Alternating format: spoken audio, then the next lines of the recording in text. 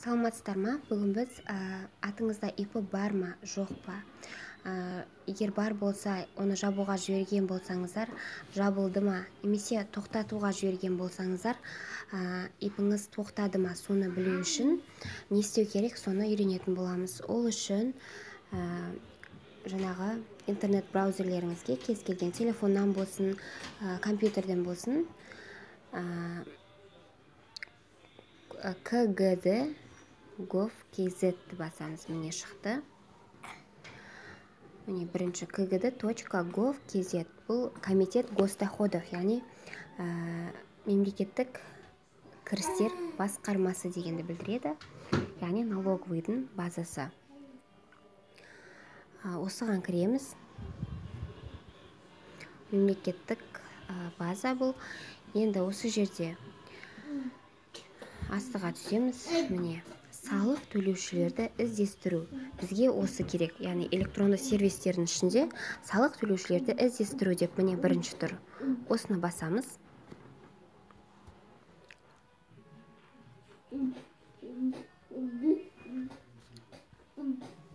Әсіресе мысалы ипіңізді жабуға жіберсеңіз, оның жабылғанына көзіңізді жеткізгіңіз келсе, өзіңізге сенімді болу үшін осылай оңай тексеріп көруге болады. Так, енді осы жерде міне салық төлеушілерді іздестіру деп шықты. Осы жерде именно ЖСН, бізге ЖСН деген, яғни иін. Осы жерді толтырсақ жеткілікті. Өзіңіздің кімнің ипісін жабуға жібердіңіз, болмаса өзіңіздікі әрине, соны жазасыз.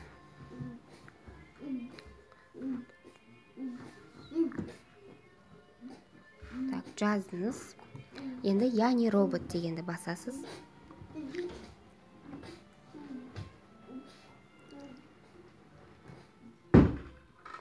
Қазір міне яғни робот дедік. Енді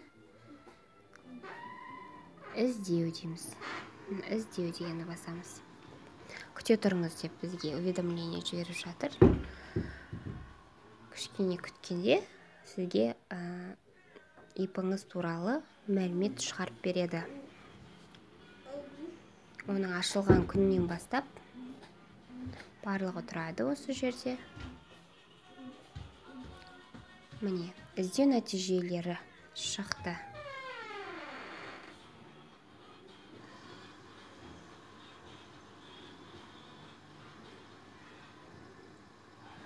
Жоқ.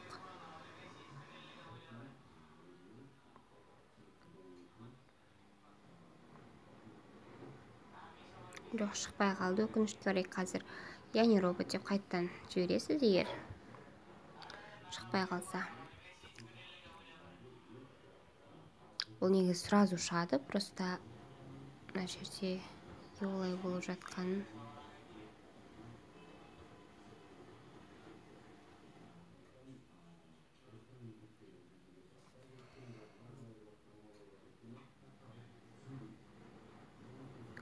Так.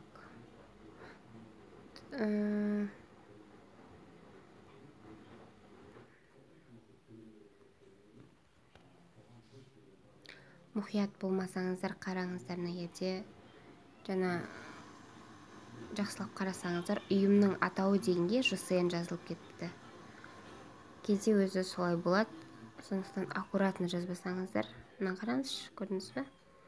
ЖСН қайттан жазамыз.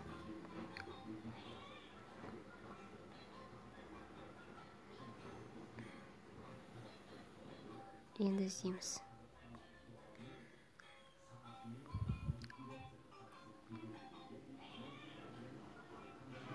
Іздеу.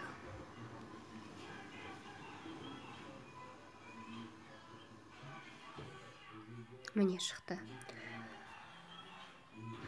Так, ипі атауы тұр. Ипінің түрі ипі, яғни индивидуальный предпринимательство, жеке кәсіп, ЖСН және тіркелу күні.